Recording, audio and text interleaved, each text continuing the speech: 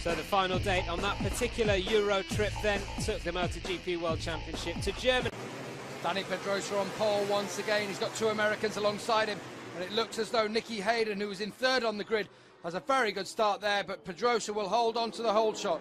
Roberts in second place. Hayden, also Valentino Rossi's made his way up well. He's now up into sixth position as he gets past John Hopkins on that Suzuki. That was Nicky Hayden, of course, there, on the brakes, not Pedrosa. He was leading, but it's Hayden now as they cross the line for the first time. Here, and he's doing very well indeed. He's leading the German Grand Prix. There's Valentino Rossi, just talking about how well he's been going. We're on board with Roberts Jr., looking back at Valentino Rossi. Rossi at the bottom of the hill. Rossi goes through, up into fifth position. Roberts is going to try and trail it in, try and get him on the exit of that corner, but it's not going to be. Valentino Rossi up into fifth place, now hunting Makoto Tamada. Lap 9 of 30, and at the bottom of the hill, Valentino Rossi will make the move once again. Marco Melandri also tries to make a move. So two Italians make their way up the order. Melandri and Valentino Rossi as he tries to go up past the championship leader, Nicky Hayden. Rossi now moves up. Japanese man in his best race of the year so far. And Rossi does make it past Dani Pedrosa. Rossi now up into second position. So and Hayden coming together once again. Those two too close for comfort, I'm sure, for the Honda bosses. And at the bottom of the hill, Valentino Rossi makes another move past Marco Melandri. You've got to remember, Rossi started this race in 10th position on the grid. Now he leads as they go round the final corner for the final time. Valentino Rossi into the home straight. Is he going to take victory? It couldn't be closer, but it's Rossi. You could have thrown a blanket over the four of them, but Rossi takes the win from Melandri and Hayden. And just a few days after Italy lifted the World Cup.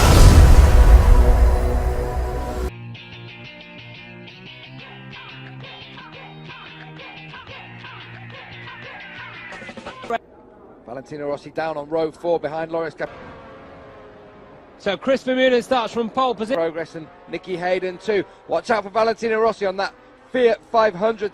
You can bank on Rossi coming through the pack. He's a 5. Rossi makes up another position. Rossi up. The 5-time world champion will be on them, and he's past them. Valentino Rossi at least past Dani Pedrosa. So Rossi, as he continues his charge to the front. Next stop, Hayden. Rossi dives through once again. He knows this circuit like the back of his hand. Is reducing now to the men behind him. Rossi is past circuit, and he's now in the hunt for Casey Stoner. Not to cause himself damage. We saw Tony Elias, didn't we, go across the gravel in similar circumstances and break his femur. De Pugnet unscathed. Here comes Rossi for the lead. Rossi just has a little look at the inside of Stoner there. Surely now a matter of time before he makes his attack. Stoner go into the chicane through the right-hander. They flick it left now, and Rossi now leads with just over 3 laps remaining.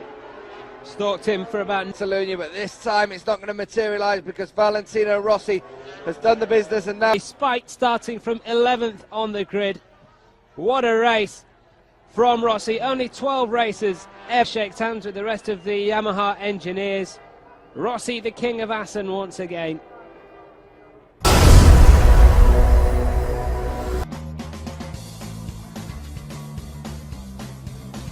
It's a very good evening market.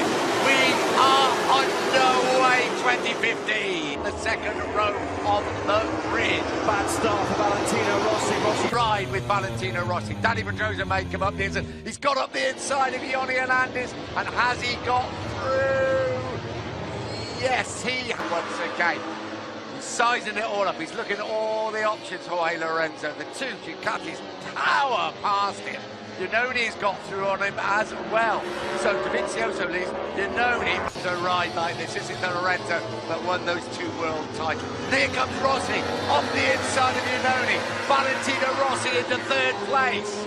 Valentino Rossi takes 3rd place, but Iannoni's fought back. Rossi wins the last 7 races. Lorenzo now coming to finish lap 12 in the lead. Here is Rossi fighting hard with Dovizioso. They're absolutely slot side by side. They're pretty encouraged what they've seen and felt so far. Absolutely, Dovizioso in 2nd place. This was at the stage of the races last year when we saw the G. Right on Iannoni, he's kept his powder very, very dry there, and it's the power of the Ducati that must worry the Yamahas. Look at Lorenzo after problems on the very first bend. The very first defence of his title. Rossi once again trying to line up Dovizioso, but he's not going to take him here. Dovizioso in turn may well take the lead. Racing take the lead. Lorenzo second, Rossi third.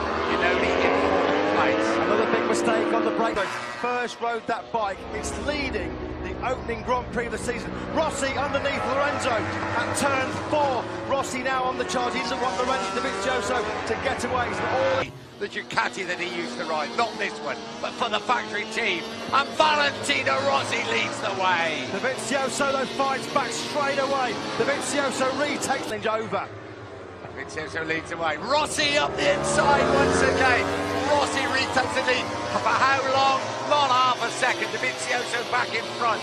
It was Rossi and Marquez this year. It's Rossi and Dovizioso this time, and he squeezes through. Rossi through on Dovizioso. Was world champion, 36 years old. And approaches. Here we go. Rossi now peeling into the right-hander through turn 16. Has he done enough? Valentino Rossi now powers that Yamaha to the straight. Dovizioso trying to get in the slip stream.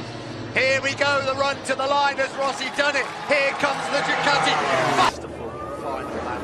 There he is, punching the air into Valentino Rossi, revving that wise at our M1 motor as he comes in to park firmly.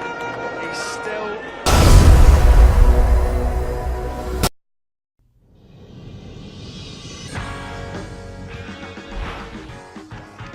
The penultimate round then of the MotoGP World Championship, and we're in Malaysia at the state-of-the-art Sepang circuit.